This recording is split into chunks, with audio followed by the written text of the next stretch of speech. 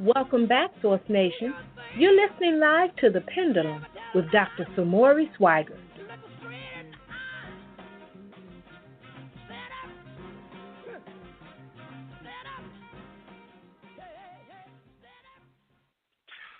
Source Nation, welcome back. Welcome back. Once again, I'm your host, Dr. Samori Swygert, a.k.a. Doc Swag. And I'm going to have a guest with me this evening, Mr. Tyrone S. Mitchell. And we're going to be talking about the future of money, business ownership, and how to financially protect and insulate yourself for the future. Now, I got the shoehorn out, and, it's ready. It's time for me to go ahead and mosey my foot inside the shoe. Let's talk about this.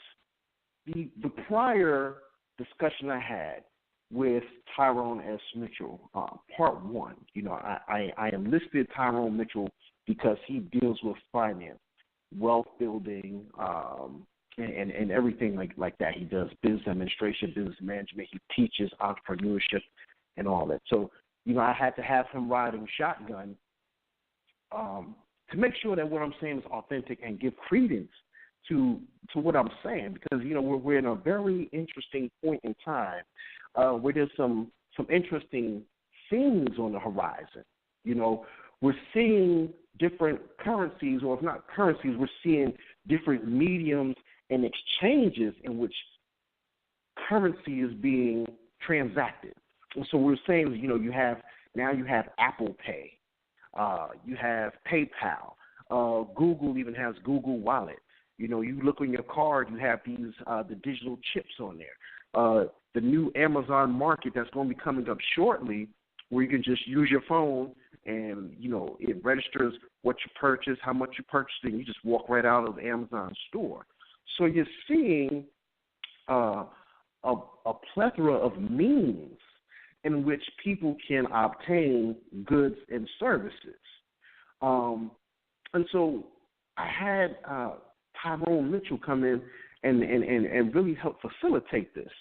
And I don't even want to go too far without even bidding this brother adieu. Tyrone, how are you doing? How you doing, brother? I'm doing well, brother. I'm doing well, man. Glad to have you back in the studio again, man. The last conversation that you and I had, a lot of people were giving a lot of good feedback. They were really impressed, and they really felt enlightened. So, definitely have to get you back on for a part two. All right. Well, that's great. Yeah. Well, I'm definitely glad to be back. The topics that we talked about, especially that internet currency, the Bitcoins, the Ether, all those different things, folks are wondering, is this something new? But we've been slowly getting involved with internet currency in different forms. I know that you just spoke about the Amazon chip. Well, what is it that we have on our debit cards and our credit cards now? We have a what? A chip. It's a chip. So those things have been in the cycle of getting us to be able to function without having cash currency in our pockets, and making it so where money can transact on a faster basis than with writing a check or even having cash in your pocket. So there's going to be some good aspects to that as well as some bad. Yes, sir. What I want to do, because there are probably some people that are tuning in and didn't get a chance to hear our prior conversation. Real quick, I'm going to run down 9 quick points of what we talked about, and then we'll move it to the next layer of this layer cake that we baked. So point number 1, Bitcoin is a cryptocurrency. It facilitates the exchange of goods and services. That's all it is. Number 2, Bitcoin is not regulated by the Securities and Exchange Commission, the SEC. It's not regulated by the Federal Reserve or the government. It's a decentralized financial system. That's right. Number 3, Bitcoin users operate outside the perimeter of the American tax code. Okay. That's a biggie. Number 4, Bitcoin users are anonymous. Number 5, Bitcoin users are anonymous, but they have a unique digital ID, a digital signature that allows them to operate inside the Bitcoin exchange. Number 6, Bitcoin operates on what's called a blockchain ledger, in which all Bitcoin transactions are recorded on a ledger where both the parties can locate and identify each transaction. The blockchain ledger is maintained by what are called miners, and they're automatically paid in Bitcoins for the amount of transactions they process. Number 7, Bitcoin, Ether, and other cryptocurrencies, they're based on what you own, not debt. Not like, oh, I have a credit card. You can only get the amount of coins based on how much you have.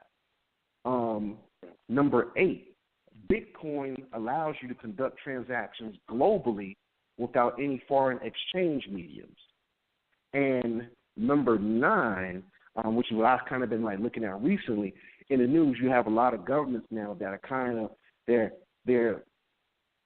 I don't want to say shunning Bitcoin, but they're kind of giving it that, I don't know about Bitcoin per se, because there's this fear, I guess, that it may somehow kind of undercut the currency of whatever the government is. And like I said, the taxation part is a big thing. So for those that are tuning in, those are 9 things for you to think about when we start talking about cryptocurrencies and Bitcoins.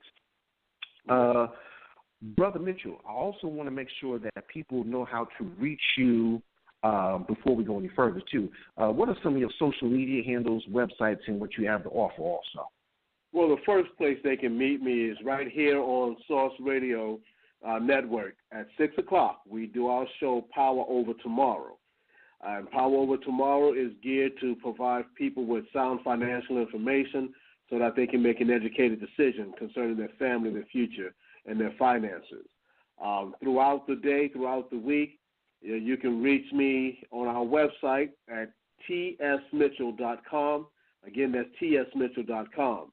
On the website, which is our central hub for communicating, on our website you have access to our Facebook page, our LinkedIn, and our YouTube pages, as well as able to download our free financial apps to your Apple and your Android device. You can also sign up for our monthly financial newsletters that we do. The newsletters that we produce are somewhat as an educational format. It's not about companies or products. It's about education, financial literacy, and most of it is a video that you can watch on your phone, or you can read the hard copy. So that's what we do. Throughout the day, folks will either send me an email at Tyrone at TSMITCHELL, but the central hub to watch me, to check out everything that we do in the community regarding insurance, investments, taxes, and cash flow can be found right there on our website at tsmitchell.com. All right.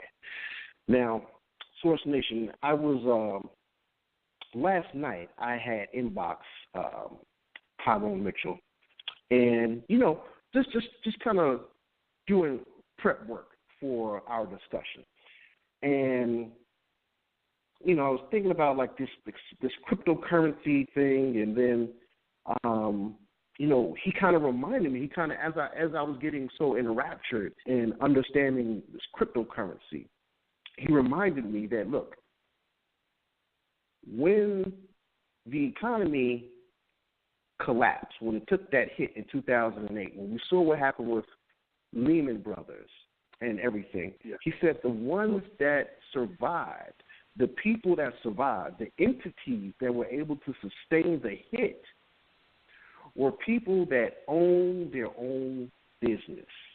And that's right. That, when he said that, I paused for a minute. Matter of fact, I was actually looking at a couple of YouTube videos that were giving the pros and the cons of Bitcoin. And I paused for a minute. I was like, you know what?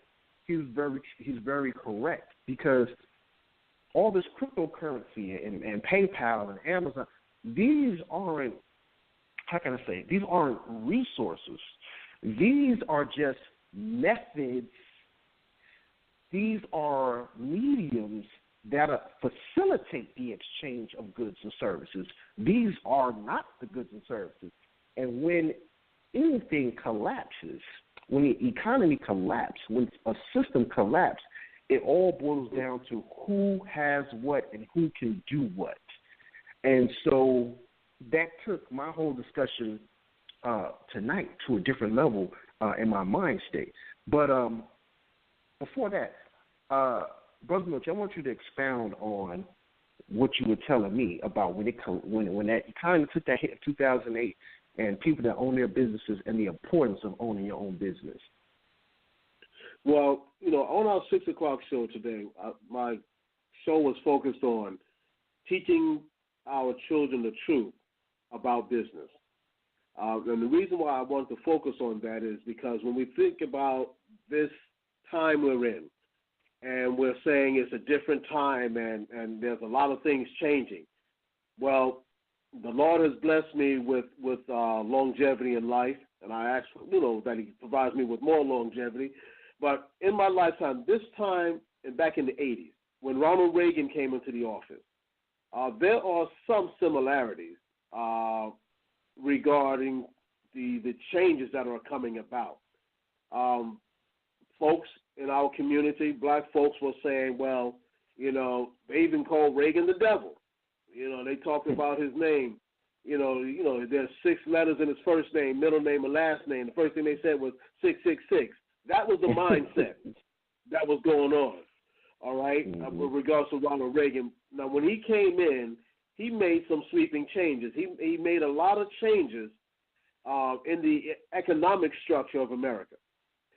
Back then, let me go a little bit further. That's the 80s. But if we go back from World War II, from the 40s, 50s, 60s, and 70s, so if we count 4 decades, all right, the economy was growing because of business. The industrial industry was growing, and what was also growing and helped fueling that growth was unions. Businesses, large businesses they had unions. Unions came in and were able to help stabilize the economic structure for the American household. Once those unions came in, people were able to have some form of a guarantee. They were able to get a job and stay on that job 10, 15, 25, 30, 40 years, retire with a gold watch and a pension. Well, what happened in the late 70s, going into the 80s, there began a process. We used to tell folks, you're going to be fired. And then we went from fired to laid off. And then in the 80s, we went to a process called downsizing. What happened was now the structure of businesses were changing. Folks were being forced out, and there was a great call to bust up the unions. So, and when they busted up the unions, and many companies moved away from providing pensions. And now you see in many municipalities, the government agencies, moving away from providing pensions. We used to say that if you had a government job or worked at the post office, you were set for life. Not anymore. So what has happened? Folks had to move. So the ones that continue to succeed in those type of eras, and we see this now with the Trump administration, is that businesses are giving the boost while people are being given the boot. And so what happens here is that in 1997, 98, we had a dip in the market. In 2008, 2009, we started going deeply into the Great Recession. Those that survived the Great Recession, your Warren Buffetts, okay, your T. Boone Pickens, okay, and a lot of the other billionaires out there, they were the ones who had their own business and liquid assets. In the black community, our number one asset is what? Our home ownership. So what market crashed during that period of time? The housing market. The housing, Fannie Mae, Freddie Mac. That's right. So our houses were our number one investment. So when that market dropped 50, 75%, what happened to our liquidity? if it was tied up in that home? What happened to our overall investment? It dropped too. So now that's when if you look in our communities now, you're seeing a process of gentrification. Folks who have liquid money coming in and buying up depressed property and changing the community. You want to see a good example of that? Look at Harlem. Look at certain parts of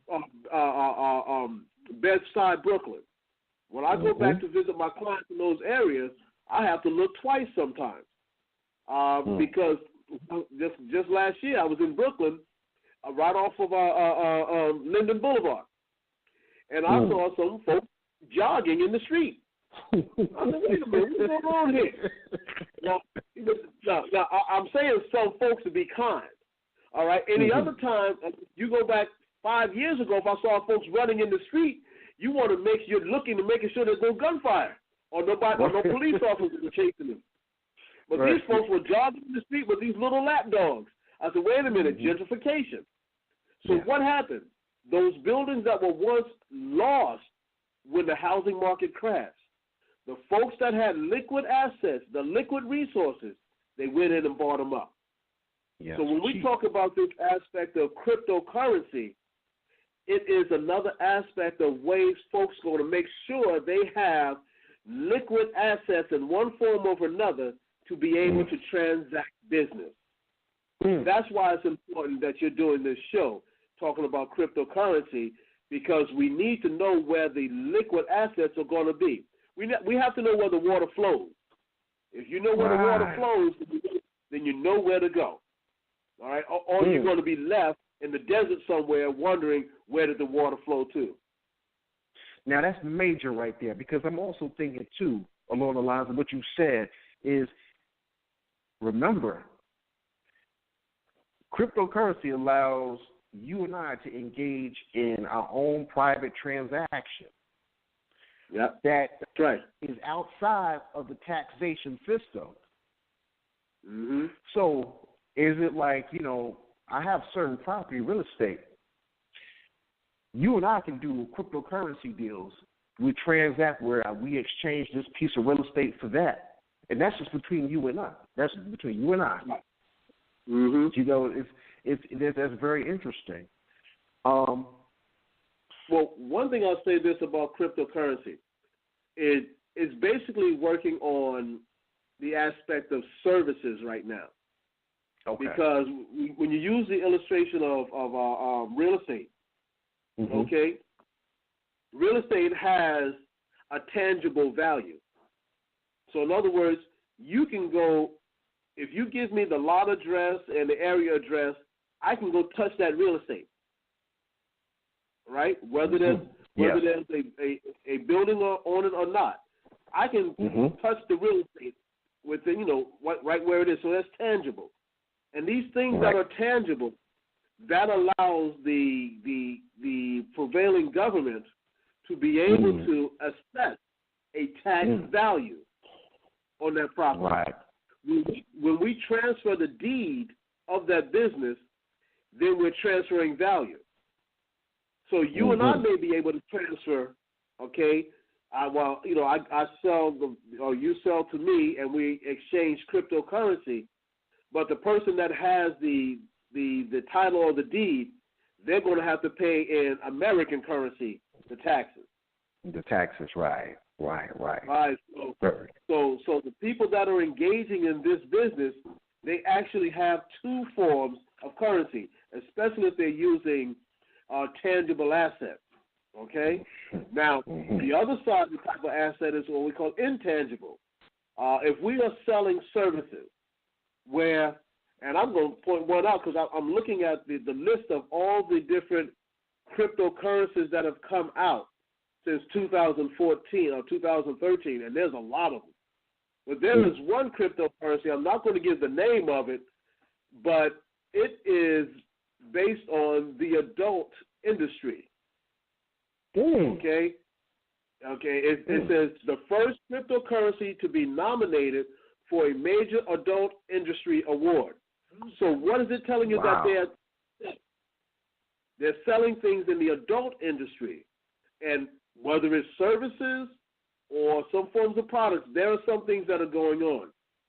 And then we've even talked about this a little bit before. In the underground area of drug trafficking, they are using some form of cryptocurrency. Oh, and the key to this is that there's no one cryptocurrency. I'm looking at a list of about 20 different types. And they're going to come and go. So what we have is a group of people who are like-minded. The best example I can give right now, think of a mutual fund investment. Think of a mutual fund. With a mutual fund, you have people from all different walks of life buying an account that has a mutual objective. So instead of them a person going out and buying, 10 stocks of entertainment stock, they buy one mutual fund that buys the whole and sells portfolio within. Right. So instead of you having all one stock for yourself, now you got 100 people buying and selling that mutual fund between them. Cryptocurrency is working a similar way. They got different founding, different people who started it, different names for it. So depending upon what is it that you're trying to transact, there's a group of people that they can work with. Now, how does that work with our American currency? First thing is that the IRS is looking at it because they are seeing money or currency being transferred, and they don't get any taxes off of it. If the IRS is not getting their money, they're going to change some tax laws. Yeah. And how are they going to manage this? That's the big question right now. So if you come across cryptocurrency, be aware of what it is. And and Doc, I always say this, is that don't be afraid, be aware. All right? Don't be afraid of what's out there, because this is how it's going to work. This is how business is going to transact in the future. I was telling my son is that, in another generation or another 25, 30 years, you're going to see more forms of currency come about, especially now that we're in a global economy. A global economy will continue to push that. The American dollar can be found in basically every part of the world. And if you have countries such as Russia and China fighting to devalue the American dollar, then there's going to have to be another value to come up to help take its place or help put some type of currency or value in our hands. And it doesn't cease to amaze me if cryptocurrency or one of them will take a leading stance, and then that may be the benchmark or the guide that many others will follow. I know that was a long answer to a short question. No. But it was in depth, and people, we have to understand the extent, the enormity, and the intricacies of how all this works. And like you said, they get scared, And so when people are scared, they'll either be paralyzed or they'll retreat. Whereas those that don't have fear, but they're aware, they come to and they attack. They choose to engage. And so that's where we have to get that mind state. We have to get that mind state. Now, the other thing I was thinking about was, as we enter this era of complexity, change, competition, people are like, okay, well, we hear about these cryptocurrencies and all this. How do I protect myself if there's a collapse? And like you said, you need to have your business. These are the people that sustain through the hits. And so, people, if you're listening, Source Nation, if you're listening, have your business grow, make a business plan, map it out, start your business, have assets and capital. You need to have a business.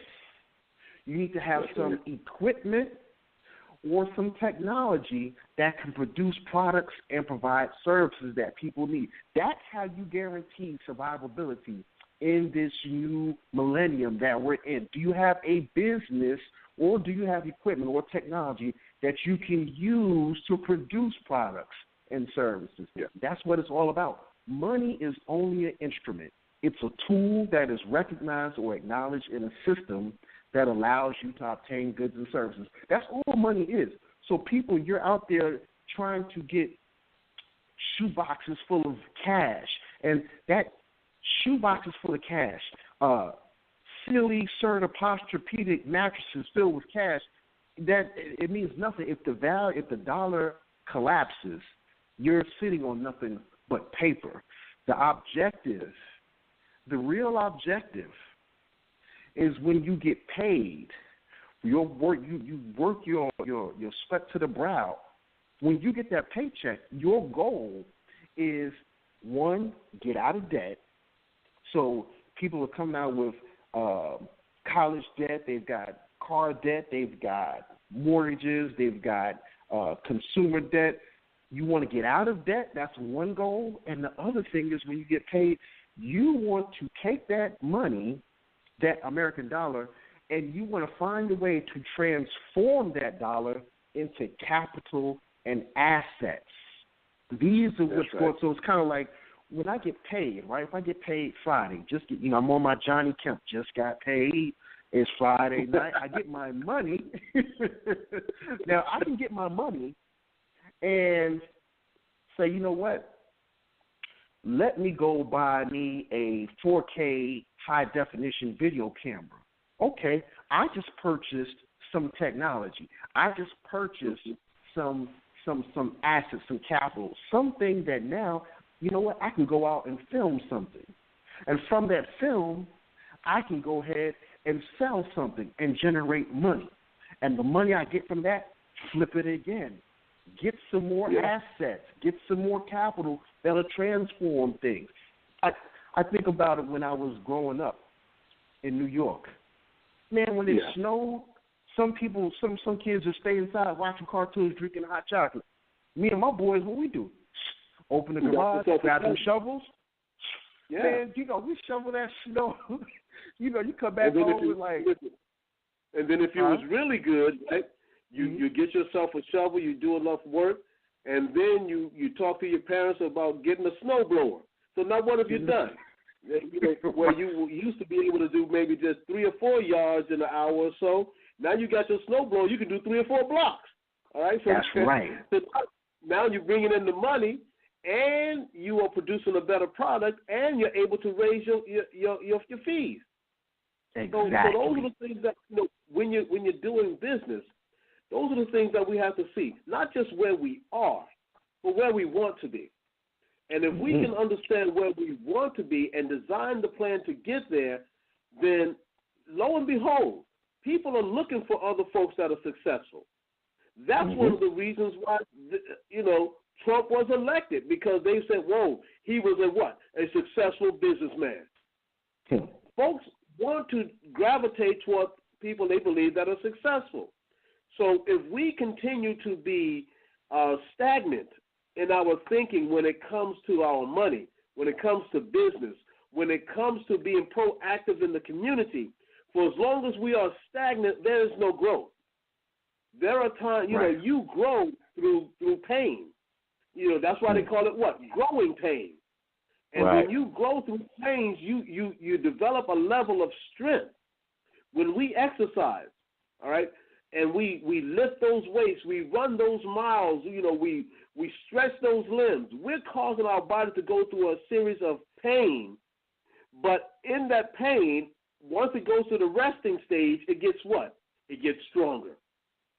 And that's when you think about making a steel, when you think about how martial artists are able to break bricks and knock down trees with their hands and feet, is because for a series of time that metal or those bones of theirs were broken down, but they were allowed to repair. And when they repaired, they came back stronger.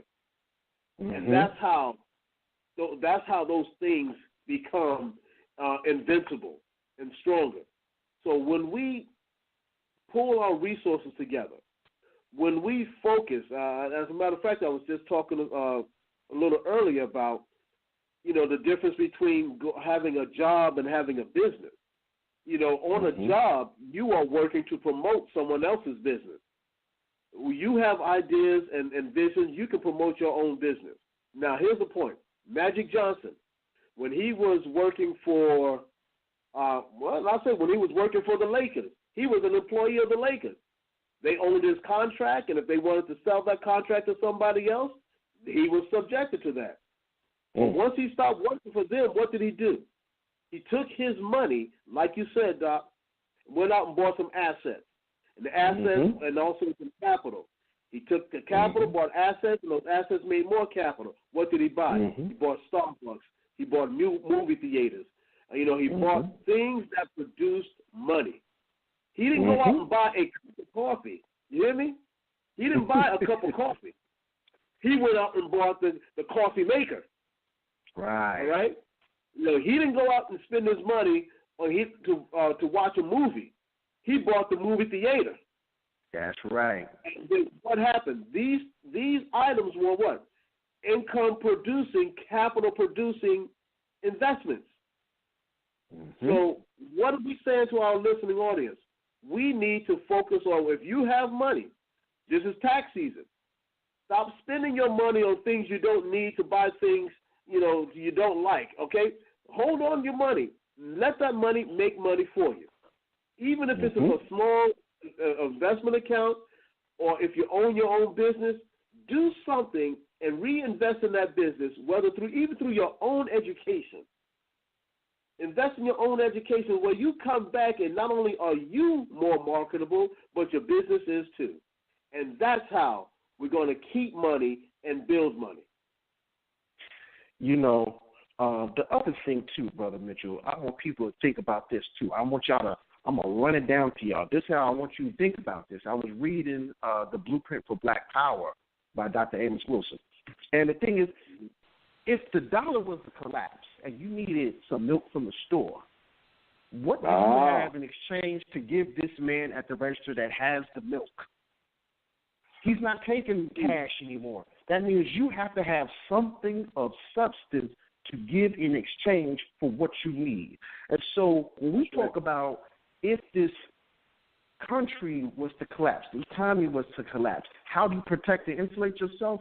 One of the things, you got to do your research, but you can invest in stocks and bonds and securities outside of America. Understand there's an exchange for this.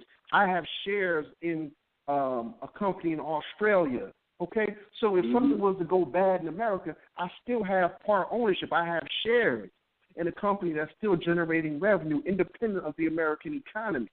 Now, the other thing is, I want everybody to write this man's name down. Harold E. Doley, Jr. Harold E. Doley, D-O-L-E-Y, Jr. This is a black man from New Orleans. Y'all don't hear about him too much. I hear about Reggie Lewis, but you don't hear too much about Harold E. Doley, Jr. He's still alive. Since 1986, he's managed over $100 billion for the African Development Bank. What is he doing? He's purchased bonds and securities from African developing countries since the 80s. Okay? Yeah. And so he has ownership of this. This is real stuff. So when we talk about bonds, when you invest in municipal bonds and things of that nature, that means when it comes to road construction, airports, when it comes to waterways and water infrastructure, or your infrastructural development, they sell bonds to you. And you buy the bonds, and they're in debt to pay you these bonds back on top of interest. So he's owned over $1 billion in African development since the late 80s. Harold E. Doley Jr. So that is another way of protecting yourself for the future. Here's the other thing that I want you to think about. It is about owning real resources, okay? It's not the money. The real stuff. When you own your business and the resources, you're in a powerful and negotiating agreement. Why is that important? I'm talking about the natural resources, the lumber, the forestry, the rubber, the plastics, lithium, neodymium, nickel, cobalt, copper, praseodymium, all the things that make up the supermagnets, uranium, plutonium, oil. What are the different elements that make up the solar panels? What do you think is inside of your MRI machines, your CT machines, X-ray machines, inside the drones, inside the missiles, inside the lasers? What do you think is inside these autonomous vehicles? What do you think is running hydroelectric, electromagnetic, thermonuclear combustion systems? These are raw earth, metals, and minerals and materials that these companies are going all over. They're surveying the globe, and they're buying this stuff up, and they're repackaging it in a different form in your cell phone and your laptop and all of that, and they're making billions of dollars. They're not spending their money on Jordans and chinchillas. It is bigger than that. Water is soon going to be a real key commodity. Rare plants and vegetation, because they have chemical components that the medical industry synthesizes to make money. So we, if we want to protect ourselves in the future, need to start partnering up with ourselves, partnering up outside of the United States with companies that know how to procure and extract all of this, remanufacture it, and ship it all around the globe. Partner up. That's how we can also do that. Brother Mitchell, I'm sorry. Hey, brother, I'm on your show, brother. Listen, there's nothing. I say this so many times. Is that when the more people we have sharing sound financial, not just financial information, but sharing sound information, the better our community is going to be. My mother said to me many years ago, is that knowledge is only good if you're able to share it with someone else.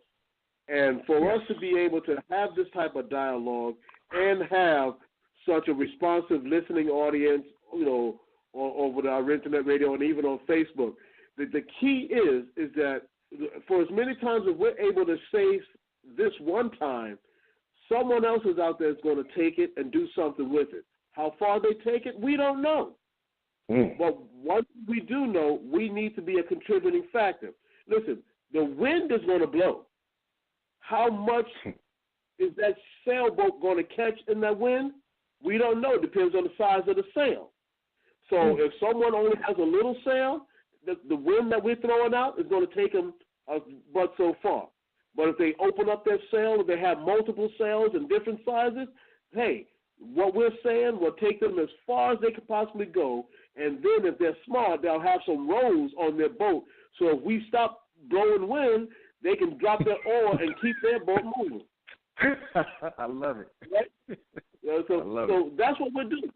And when you talk about the global aspect of where we're putting money, that's just not in our day-to-day life, but it's also where we plan to be in the future. All right? So don't just look at the American economy. Look at the other economies, and all those minerals you mentioned, they are coming from this place where Howard Dooley Jr. is investing. They're coming from, he's investing in the African economy. It is mighty funny how we have always been told, don't go to Africa. Take your money, go over to Europe, go vacation in Europe, but don't go to Africa. But everyone else is going to Africa to get the natural resources. So we've been told to stay away from the resources that are in Africa and take our money and spend it over on things in Europe. Right. How many of us have been to Europe? And then you take those same group of people, how many of us have been over to Africa? Right? It's where the money's flowing. All right, so that natural resource is a key factor in how the money is going to flow. If the American currency is no longer of value, and we've had currencies go undervalued before. Let's go back to the Civil War. Here in the South, Confederate money was a big thing. But once they lost the war, that Confederate money couldn't buy them a handkerchief. So what happened? Another form of currency took over. And that's why the government is so concerned about cryptocurrency. Is it going to take over within the next 40, 50 years or less? We don't know. But we want to stay well informed. Tyrone S. Mitchell on the Pendulum with Doc Swag. Source Nation. Hit me on Twitter at DocSwag06, DOCSWAGG06. My website, blackladder.net. This is Tyrone S. Mitchell, Power Over Tomorrow. Tyrone, do you want to drop the last word? Listen, the last word that I always say to everyone is be well, be blessed, and be your best. All right. Well, Source Nation, thanks for tuning in. Hopefully we gave some light and enjoyment and some education, and we are out. Peace.